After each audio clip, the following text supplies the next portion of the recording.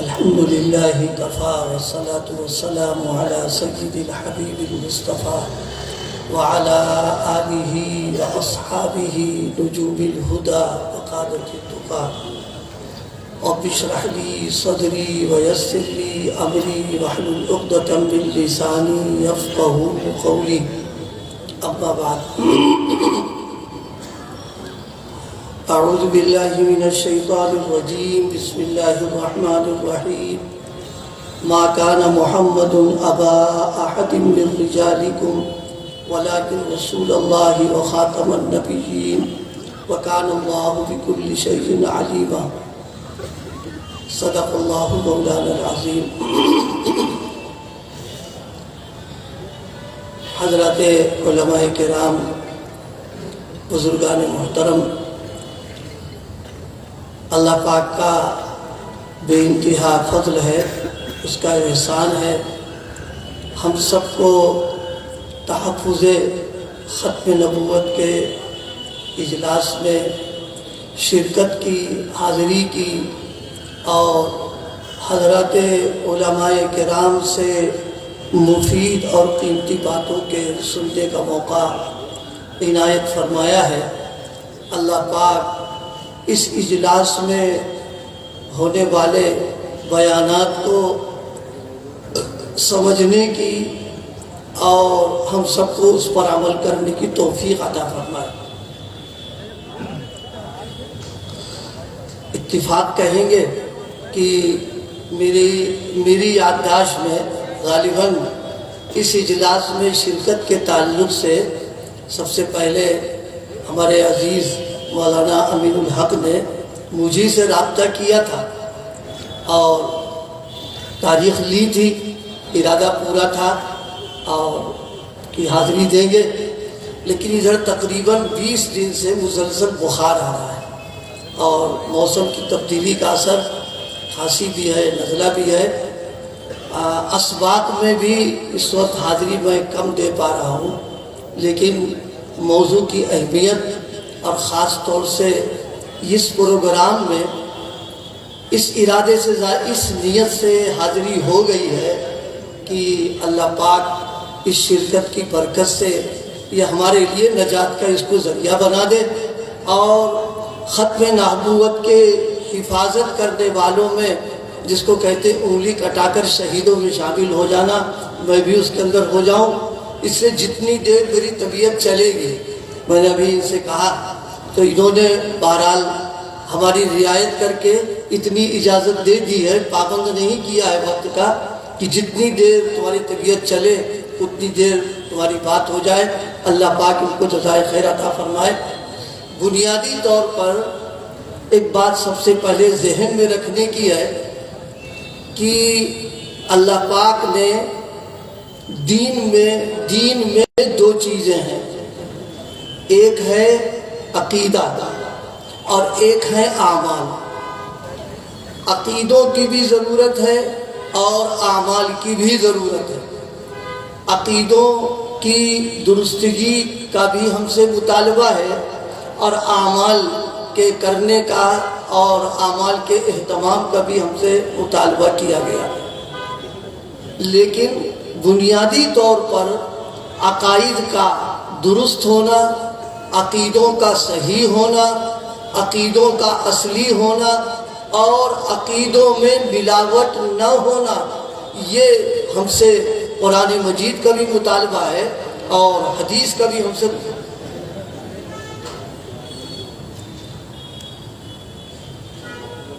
میں نے ابھی مولانا سے کہا تھا بھائی میں کمزور آدمی ہوں، میری کمزوری کی رعایت کرو، اس لیے کہ زیادہ آپ بیان اپنا کر لیں محفوظ، لیکن موبائل وغیرہ مجھے لے کے آپ کو کیا ملے گا؟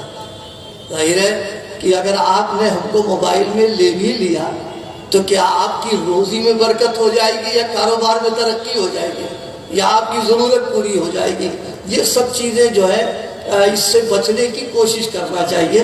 اس لیے ہم آپ حضرات سے، جب تک میں یہاں بیٹھا ہوا ہوں، آپ سب حضرات سے میری عاجزانہ درخواست ہے کہ آپ بیان کو محفوظ کر لیجئے، مجھے محفوظ نہ کیجئے، اس سے آپ کو کچھ نہیں ملنا ملانا ہے. جس کام کے لیے اصل آئے اس پر توجہ دیجیے۔ میں عرض یہ کر رہا تھا کہ دین میں بنیادی طور پر عقیدوں کا درست ہونا، عقیدوں کا صحیح ہونا اور عقیدوں کا خالص ہونا، اس میں ذرہ برابر کوئی ملاوٹ نہ رہے، یہ ہم سب کی ذمہ داریوں میں ہے۔ اگر عقیدے کے اعتبار سے بگاڑ پیدا ہو گیا، خرابی پیدا ہو گئی، عقیدوں میں اگر ملاوٹ آ گئی، کمی پیدا ہو گئی، تو یاد رکھیے جتنے اعمال ہیں یہ پھر اعمال ہمارے لیے کارآمد نہیں ہوں گے۔ اعمال کا کارآمد ہونا اور اللہ کے یہاں اس کا قبول ہو جانا، اس کی بنیاد عقیدے کے اوپر۔ اس کو میں عرض کر دوں سمجھانے کے لیے، جس درخت کی جڑ سڑ جائے، خراب ہو جائے، اس میں کیڑے لگ جائیں، تو ظاہر ہے کہ اس درخت کا وجود ہی خطرے کے اندر پڑ جائے گا۔ وہ درخت سوکھ جائے گا، اس کے اندر نہ تو اس کے اندر پھل آئیں گے، نہ پھول آئیں گے، اس کی شاخیں بھی ختم ہوں گی اور اس کو ایندھن بنا دیا جاتا ہے۔ بالکل اسی انداز پر اگر عقیدوں میں ذرہ برابر بھی کمی اور کوتاہی پیدا ہو گئی تو خوب اچھی طریقے سے ذہن میں رکھیے، جڑ کے سوکھ جانے کے بعد جس طریقے سے لکڑی ایندھن بن جایا کرتی ہے، اگر عقیدے ہمارے برباد ہو گئے تو جہنم کا ایندھن نعوذ باللہ بننا پڑے گا۔ اس لیے عقیدوں کی حفاظت کرنا، عقیدوں کو درست کرنا، صحیح رکھنا، اور اس کی فکر رہے کہ مرتے دم تک ہمارے جو عقائد ہیں ان میں ذرہ برابر کوئی بگاڑ، کوئی خرابی، کوئی کمی نہ ہونے پائے، اس کی حفاظت کرنا یہ ہم سب کی ذمہ داریوں میں ہے۔ عقیدوں کے تعلق سے مجھے ایک بات یاد آ رہی ہے، قرآن مجید نے کئی جگہوں پر عقیدوں کے تعلق سے توجہ دلائی ہے۔ اسی لیے دو باتیں ذہن میں رکھیے گا، اعمال کو برباد کر دینے والی دو چیزیں ہیں، ایک بدعقیدگی ہے اور ایک بدنیتی ہے۔ اگر عقیدوں کا بگاڑ ہو گیا اعمال خراب ہو جائیں گے، عقیدے اگر درست ہیں لیکن بدنیتی اگر پیدا ہو گئی ہے تو وہ اعمال بھی اللہ پاک قبول نہیں کرے گا۔ تو عقیدوں کے تعلق سے قرآن مجید نے ایک موقع پر حضرت نبی کریم صلی اللہ علیہ وسلم کو مخاطب کر کے فرمایا، قل هل ننبئکم بالاخسرین اعمالا، اے پیغمبر آپ کہیے، بتائیے کہ کیا میں تم کو نہ بتا دوں کہ اعمال کے اعتبار سے کون لوگ گھاٹے میں ہیں، کون لوگ خسارے میں ہیں، نقصان کے اندر ہیں۔ آگے فرمایا کہ یہ وہ لوگ ہیں جو عقیدہ قیامت، اللہ پاک کی ملاقات، عقیدہ آخرت، عقیدہ توحید، عقیدہ رسالت جن کے پاس نہیں ہے۔ اللہ فرما رہا، هل ننبئکم بالاخسرین اعمالا الذین ضل سعیہم فی الحیات الدنیا وهم یحسبون انہم یحسنون صنعا۔ فرمایا کہ عقیدے تو ہے نہیں، عقیدوں میں بگاڑ ہے، فساد ہے، خرابی ہے، لیکن وہ اعمال کر رہے ہیں اور خوش فہمی کے اندر مبتلا ہے کہ جناب والا ہم نے بہت کچھ کر لیا ہے۔ اللہ فرما رہا، فلا نقیم لهم یوم القیامت وزنا، عقیدوں کی بربادی کی بنیاد پر ان کے اعمال تولے بھی نہیں جائیں گے۔ اس لیے عقیدوں کی فکر کرنا، ان کو درست رکھنا، صحیح رکھنا، یہ ہم سب کی ذمہ داریوں میں۔ انہی چیزوں میں، عقیدوں میں حضرت نبی کریم صلی اللہ علیہ وسلم کے سلسلے میں یہ عقیدہ ہونا کہ آپ نبی ہیں، آخری نبی ہیں، خاتم النبیین ہیں، اب آپ کے بعد نبوت کا سلسلہ ختم ہے، کوئی نیا نبی آنے والا نہیں ہے، یہ عقیدے کا رہنا ضروری ہے۔ حضرت نبی کریم صلی اللہ علیہ وسلم کے خاتم النبیین اور آخری نبی ہونے کا جو عقیدہ ہے، عقیدوں کے تعلق سے ایک بنیادی بات ہم سب کو ذہن میں رکھنے کی ہے۔ عقیدوں کے سلسلے میں اس کا ثبوت جن چیزوں سے ہوتا ہے وہ قطعی الثبوت اور قطعی الدلالت ہونا چاہیے، یعنی عقیدوں کے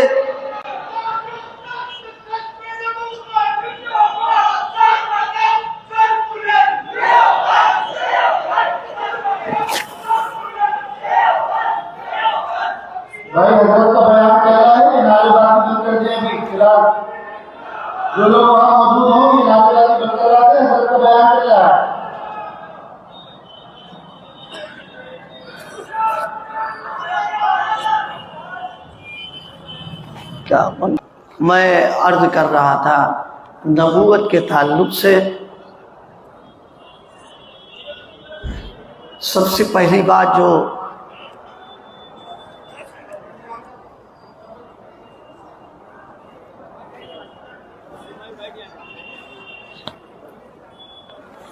ان کا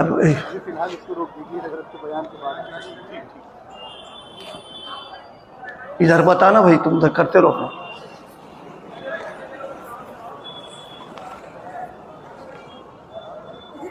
نبوت کے تعلق سے ایک بات بنیادی طور پر، بھائی آپ حضرات سے بڑے گزارش کی تھی جب تک میں بیٹھا ہوا ہوں آپ بالکل فوٹو ووٹو نہ لیں، اس کے بعد آپ کا جو جی چاہے کریں. مجھ کو کیوں مکلف بنا دے رہے اس میں؟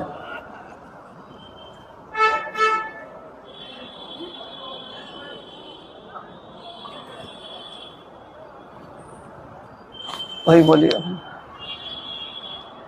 میرے خیال اب بند کر دیں، میری طبیعت تو ہو رہی ہے.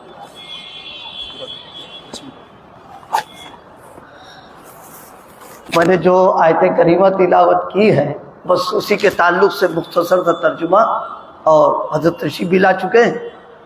قرآن مجید کی جس آیت کریمہ کی تلاوت کی ہے، فرمایا ما کان محمد ابا احد من رجالکم.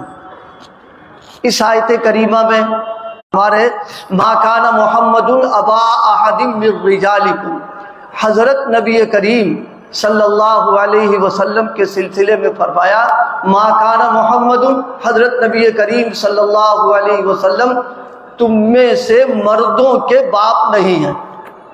ما کان محمد ابا احد من رجالکم. دو چیزیں ذہن میں رکھیے. قرآن پاک میں لفظ رجال کو استعمال کیا گیا ہے، اس کے مقابلے میں نساء یعنی ایک مرد ایک عورت.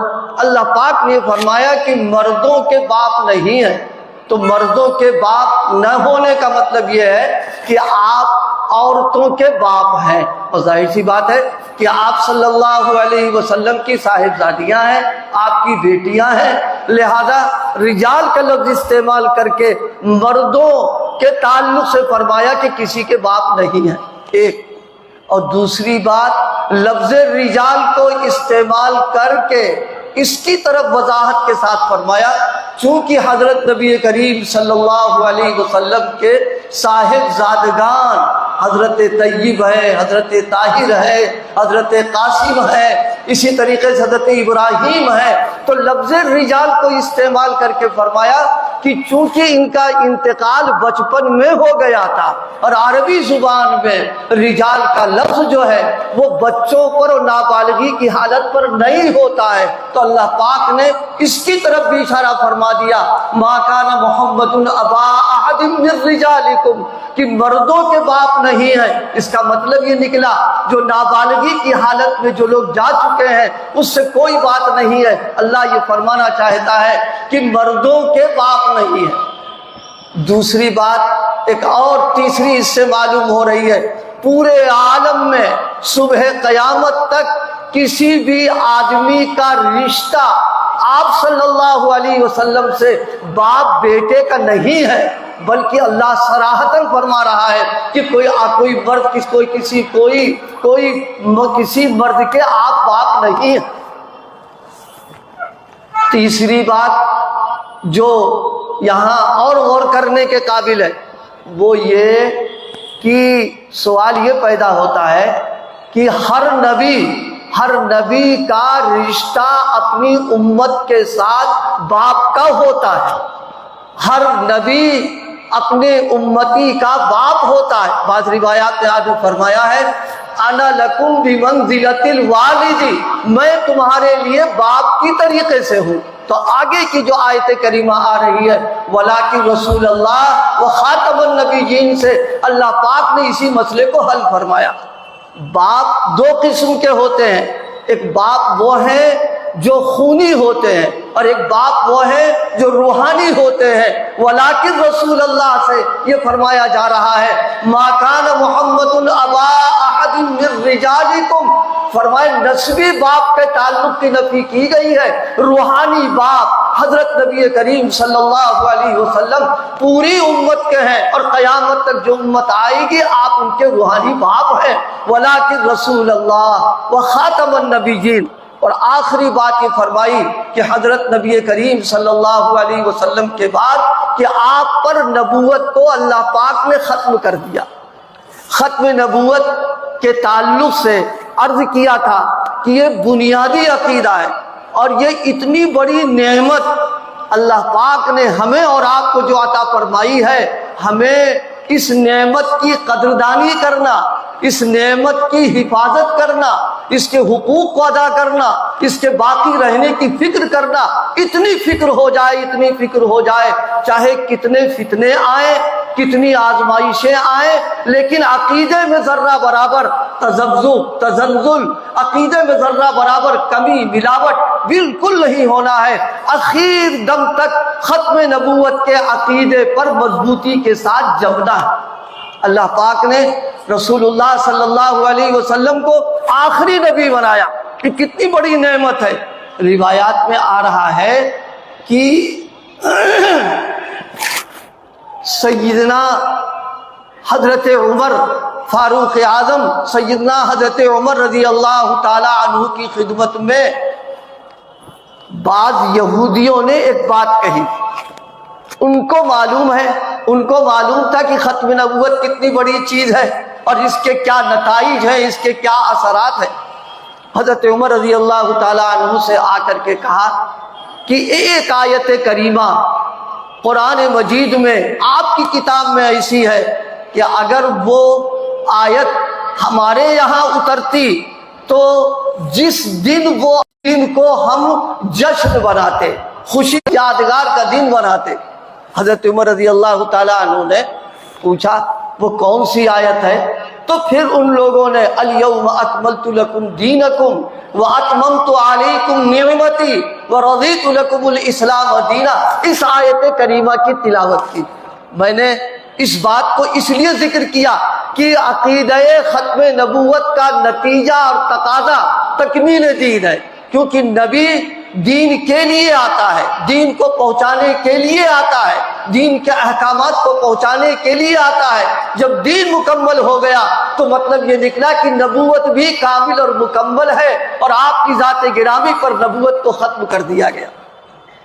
جب حضرت عمر رضی اللہ تعالی عنہ نے اس بات کو فرمایا، سنا، تو سننے کے بعد برجستہ آپ نے یہ فرمایا جس کا حاصل اور خلاصہ یہ ہے کہ ہم کو اپنی طرف سے کسی جشن کے بنانے کی کوئی ضرورت نہیں ہے، کیونکہ رسول اللہ صلی اللہ علیہ وسلم پر جب یہ آیت اتری ہے تو آپ نے کوئی جشن نہیں بنایا، بلکہ قدرتی طور پر نظام خداوندی کی بنیاد پر دو عیدیں اس دن جمع تھیں، لہذا اپنی طرف سے کسی عید کے اضافے کی ہمیں کوئی ضرورت نہیں۔ رسول اللہ صلی اللہ علیہ وسلم پر نبوت کا ختم ہو جانا یہ اتنی بڑی نعمت ہے کہ اس کو ہمیں اور آپ کو قدر کرنا چاہیے، اس کی حفاظت کی فکریں کرنا چاہیے۔ میں عرض کروں آپ سے، جس طرح بارش کا جب زمانہ آتا ہے تو اس وقت ہر آدمی کو فکر ہوتی ہے اپنے مکان کی، اپنے گھر کی، بالخصوص جن کے مکانات کچے ہوتے ہیں، جن کے یہاں کھپریل ہے، پھوس ہے، یہ ہے وہ ہے، ان کو فکر ہوتی کہ برسات آ رہی ہے۔ بلکہ جو پکے مکانات کے لوگ ہوتے ہیں ان کو بھی فکر ہوتی ہے اس بات کی ہے کہ گھر کی چھتوں کو صاف کر دیں، کیونکہ جب بارش ہوگی تو خطرہ اس بات کا ہے کہ ایسا نہ ہو کہ ٹپکنے لگے مکان گر جائے۔ تو جس طرح بارش کے زمانے میں ہر آدمی اپنے مکان کی حفاظت کرتا ہے، اسی طرح ایک ایک مسلمان کی ذمہ داریوں میں ہے اور صاحب ایمان کی ذمہ داریوں میں ہے کہ فتنوں کی بارش کے زمانے میں بالخصوص اپنے عقیدوں کی حفاظت کی فکر کرنا، اور عقیدوں میں ختم نبوت کے عقیدے کی حفاظت فکر کرنا۔ اور بھائی ایک بات توجہ دلانے کے لیے میں عرض کر دوں، یہ سارے جو پروگرام ہو رہے ہیں یہ کسی کی ضد میں، کسی کو چڑھانے کے لیے اور کسی کو تکلیف پہنچانے کے لیے ہرگز نہیں ہو رہے ہیں، بلکہ یہ تو ہماری اپنی ضرورت ہے۔ یہ ہمارے اپنے دین کا اور ایمان کا تقاضا ہے کہ اس کی وجہ سے ہمارے عقیدوں کی حفاظت ہوگی، ہمیں احساس ہوگا، حقیقت معلوم ہوگی، حفاظت کے ہم کو طریقے معلوم ہوں گے۔ اس بنیاد کے اوپر یہ جلسے وقت کی ایک ضرورت ہے۔ میں تو کہا کرتا ہوں ایک دوسری بات کہ اللہ پاک کی طرف سے ایک نظام کہہ لیا جائے، وہ یہ کہ اللہ پاک نے چھوٹوں کی بھی تعلیم کا انتظام رکھا اور بڑوں کی بھی تعلیم کا نظام بنایا۔ چھوٹوں کی تعلیم کے لیے اللہ پاک نے مدارس، مکاتب، دینی درسگاہیں رکھی ہیں، اور بڑوں کی تعلیم کے لیے اللہ پاک نے یہ پروگرام، یہ جلسے اور دینی جو ہو رہے اجتماعات، ان کے ذریعے سے بھی انسان کو علم ملتا ہے۔ اگر توجہ کے ساتھ اور فکر کے ساتھ ہم ان پروگراموں میں شرکت کریں گے تو انشاءاللہ اعمال اور عقیدے دونوں لائنوں سے ہماری ہم کو فائدہ بھی پہنچے گا، اور اسی کے ساتھ ساتھ ہم سب کے عقیدوں میں پختگی پیدا ہوگی۔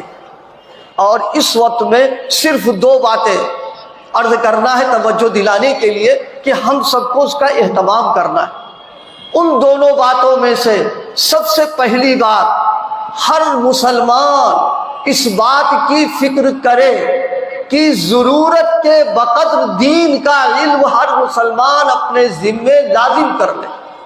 اور یہ بات میں اپنے طور پر نہیں کہہ رہا ہوں، اللہ پاک نے حضرت نبی کریم صلی اللہ علیہ وسلم کے ذریعے سے اللہ پاک نے فرمایا طلب العلم فریضۃ علی کل مسلم، ہر مسلمان کے ذمے بقدر ضرورت اتنا دین کا علم حاصل کر لینا کہ مسلمان بن کر کے زندگی گزار سکے، اس کو فرض قرار دیا۔ اس لیے ہم سب لوگ اپنی نسلوں کی، اپنے بچوں کی اگر دینی اعتبار سے حفاظت چاہتے ہیں تو اس طرف توجہ دینا پڑے گی کہ ہمارے پاس دین کا علم ہو۔ لیکن دین کا علم کہاں سے ملے گا؟ نیٹ کے ذریعے سے ملے گا؟ یہ جدید جو ذرائع ابلاغ ہیں ان کے ذریعے سے ملے گا؟ نہیں۔ ذہن میں رکھیے، جس طریقے سے میڈیکل لائن میں علم وہ معتبر ہوگا جو معتبر ڈاکٹروں سے لیا جائے گا، اور اگر میڈیکل لائن کا اور علاج اور معالجے کا علم رکشہ چلانے والوں سے، مزدوری کرنے والوں سے، جھولا چھاپ لوگوں سے آپ لیں گے اور ان کے لینے کے بعد آپ عمل کریں گے تو سوائے اس کے کہ قبرستان آباد کر دیں آپ کو صحت نہیں مل پائے گی۔ بالکل اسی انداز پر صحیح علم کہاں ملے گا؟ صحیح علم ملے گا حضرات انبیاء کرام کے جو وارثین ہیں، جو علماء ہیں، مفتیان کرام ہیں، اہل افتاء ہیں، ہمارا ان سے رابطہ ہو، تعلق ہو، اور اس بنیاد کے اوپر جو چیز ان کے ذریعے سے ملے گی وہ صحیح علم کی شکل میں ہمارے پاس آئے گی۔ اور آج کے دور میں کوئی مشکل نہیں، آج کے دور میں کوئی مشکل نہیں ہے، موبائل تو سبھی کے پاس ہے۔ اگر اس موبائل کو ہم عرض کریں، اگر آپ سادہ موبائل، رنگین کی بات میں نہیں کر رہا، سادہ موبائل آپ اس نیت کے ساتھ خریدیں کہ ہم اس کے ذریعے سے حضرات علماء کرام سے رابطہ پیدا کر، مفتیان کرام سے ہم ربط پیدا کر کے مسائل ہے، احکام ہے، ضروریات کے تعلق سے ہدایات حاصل کریں گے تو انشاءاللہ اس موبائل کا رکھنا، استعمال کرنا دونوں ہمارے لیے ثواب کا باعث بن جائے گا۔ اللہ کے بہت سارے بندے با توفیق ایسے ہیں جو رہتے ہیں بہت دور، لیکن انہوں نے ارادہ کر لیا ہے کہ جناب کوئی بات پیش آ جاتی ہے فوراً وہ رابطہ کرتے ہیں اور مسئلے کو پوچھ کر کے اس پر عمل کرتے ہیں اور اس ذریعے سے وہ علم حاصل کر لیتے ہیں۔ اس لیے میرے دوستو، ایک تو صحیح علم کی ضرورت ہے۔ جب صحیح علم آئے گا تب اس وقت میں معلوم ہوگا کہ عقیدے کیسے ہونا چاہیے، ہمارے عقیدے کیسے ہیں، ہمارے اعمال کیسے ہیں۔ جب علم ہی نہیں اور ہم اندھیرے میں رہ رہے ہوں گے تو ظاہر سی بات ہے اس وقت میں چوری ہو جانا، ڈکیتی ہو جانا، عقیدوں کو برباد کرنے کے تعلق سے جو تدبیریں ہو رہی ہیں اس کا شکار ہو جانا تو بہت آسان ہے۔ اس لیے سب سے اہم چیز ہم سب لوگ یہ ارادے کریں اور یہ اپنے بچوں کے تعلق سے، اپنے تعلق سے دین پر اگر جمنا ہے تو علم کا حصول اور مسائل کا سیکھنا، اس کے لیے ہم سب لوگ ارادہ کر لیں کہ انشاءاللہ اس طرف توجہ دیں گے، اور جو جدید طریقے ہیں ان کے ذریعے سے صحیح لوگوں سے رابطہ حاصل کر کے ہم علم حاصل کریں گے۔ ایک اسی کے ساتھ دوسری چیز، صرف علم کا حاصل کر لینا تنہا یہ کافی نہیں ہے، علم کے ساتھ ضرورت اس بات کی ہے کہ اس علم کے اوپر عمل کیا جائے، اور بھائی عمل اپنے آپ نہیں ہوگا، اس لیے دوسری ضرورت یہ ہے ہم اور آپ صالحین سے، اللہ والوں سے، صاحب نسبتوں ہم تعلق رکھیں، ان سے رابطہ رکھیں۔ جس طرح مریض ڈاکٹر سے اپنا رابطہ رکھتا ہے اس کی بنیاد کے اوپر صحت یاب ہو جاتا ہے، ہم سب دینی اعتبار سے بیمار ہیں، ہم بھی دینی ڈاکٹروں اور معالجوں اور اصلاح کرنے والوں کے ساتھ جڑے رہیں گے تو انشاءاللہ اس کی برکت سے صحیح علم پر عمل کی توفیق ملتی رہے گی۔ مجھے سب دو باتیں یاد آ رہی ہیں، یہ میں جو واقعہ عرض کر رہا ہوں بزرگوں سے تعلق کی بنیاد پر اسی شہر کا واقعہ میں عرض کر رہا ہوں۔ یہاں ایک صاحب تھے، شدید تحریک چل رہی تھی، اور اس زمانے میں خطرہ ہو رہا تھا ان کے بارے میں کہ وہ اس کے شکار نہ ہو جائے، لیکن ان کا تعلق قطب عالم حضرت اقدس مولانا رشید احمد گنگوہی نور اللہ برکتہ سے تھا۔ اس تعلق کی بنیاد پر جب ان لوگوں کو معلوم ہوا کہ ان کا تعلق بڑے مولانا سے ہے، بس انہوں نے پھر ڈورے ڈالنا بند کر دیے اور دینی اعتبار سے ان کی حفاظت ہو گئی۔ مجھے یاد آ رہا حضرت اقدس حکیم الامت مجدد ملت، جنہوں نے اس سرزمین پر رہ کر کے یہاں کے لوگوں کو اپنے علم سے اور اپنے فیوز و برکات سے مستفیض کیا ہے، انہی کی یادگار ایک درسگاہ بھی یہاں موجود ہے۔ حضرت نے ایک بہت قیمتی بات لکھی ہے، فرمایا اللہ والوں سے اگر تعلق ہوگا تو اس تعلق کی برکت سے اللہ پاک اس کو یہ انعام عطا فرمائیں گے کہ اس کا خاتمہ ایمان پر ہو کر کے رہے گا۔ کیوں؟ اللہ کی غیرت گوارا نہیں کرتی ہے کہ میرے مخلصین اور محبوبین سے جو جڑے ہوئے ہیں ان کا خاتمہ برا ہو جائے، اللہ پاک اس کو حسن خاتمہ کی دولت عطا فرماتا ہے۔ یہ مستقل موضوع ہے، میں نے دو باتیں عرض کی ہیں، ایک تو حصول علم کی طرف توجہ دینا، اس معاملے میں ہم بہت کوتاہ ہیں، اور کوتاہی ہماری یہ ہے کہ دنیا کے سلسلے میں ہم تو بہت ہوشیار ہیں، بہت تیز و ترار ہیں، لیکن دین کے معاملے میں اتنے بھولے بھالے کہ آپ بس پوچھئے نا، چونکہ لوگ حسن زن سے جڑے ہوئے اور بہت سارے لوگوں سے سابقہ پڑتا رہتا ہے، ان سے وہ موبائل پر پیغامات وغیرہ آتے رہتے، وہ اس کو دیکھا فوراً عمل کر لیا۔ اب جب وہ پوچھتے ہیں، ان کو بتایا جاتا کہ تم نے یہ کیا کیا، تو کہ صاحب غلطی ہو گئی۔ پھر تو کبھی کبھی میں تو ان سے یہ پوچھا کرتا ہوں، اچھا تم نے اپنی بیماری میں کسی رکشا چلانے والے کی دوا بتلا دینے پر کبھی تم نے نہیں استعمال کیا؟